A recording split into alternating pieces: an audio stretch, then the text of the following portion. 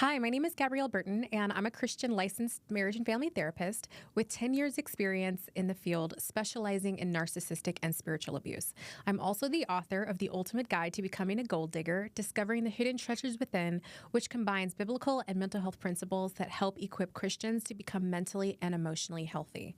The quality of our life is directly correlated to the quality of our relationships, so I help you dig deep for the value in your relationships with God, yourself, and others.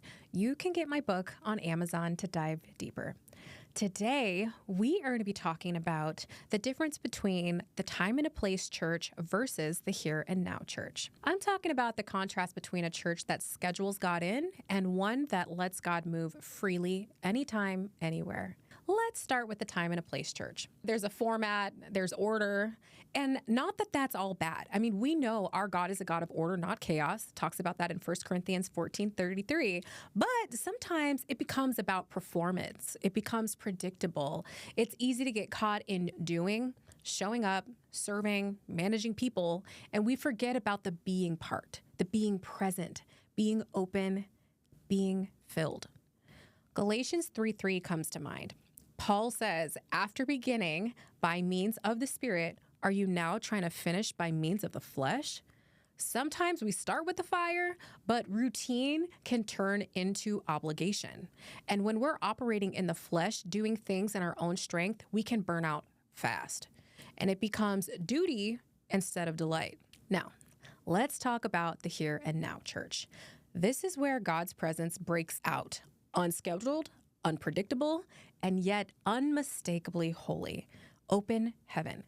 It's not about location or time. It's about posture and presence. It's when we're led by the Holy Spirit in everyday moments. Let me share some real life examples that actually shape this message. I went to a friend's baptism, and I was just planning on celebrating one of my friends. But then I shared with another friend that I had been thinking about needing deliverance. And right then and there, she brings me over to a friend and says, hey, my friend needs prayer. There was no sign up. There was no church bulletin. It was just a divine setup. At a wedding, the exact same person who prayed for me at that baptism later checked in on me. That wasn't coincidence. It was kingdom family in action. Then recently, I was in a car accident. I actually got hit by a young woman, and she was apologizing and crying, and the Holy Spirit led me to tell her that it was okay. And then she reached for a hug, and I gave it to her. Now tell me that that makes sense in the natural, right? She hit me and she thought she can get comfort from me, but that's when the Holy Spirit lives in you and leads you. It reminds me of Romans 8:14, which says, for those who are led by the Spirit of God are the children of God. And when we're in sync with the Holy Spirit, we start doing things that don't always make sense, but they make miracles. I saw people stop to help. One woman stayed and took photos and made sure that I was okay while I went to the hospital. God provided everything I needed in that moment outside of a church building. And here's the heart of it. God is here and now. Religion sets appointments, but relationship opens invitations. Jesus didn't just perform miracles. He connected with people first. He'd ask, who do you say I am? Matthew 16:15, because the relationship mattered.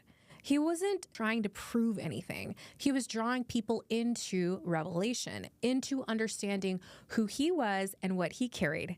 That's the invitation for us too. Joel 2:28 tells us that in the last days, God will pour out his Spirit on all people. Sons and daughters will prophesy. Now that's not just for pastors, that's for parking lots, grocery stores, hospitals, weddings, car accidents. Wherever you are, God is already there. So today, let me ask you, are you a part of the time and place church or a here and now move of God?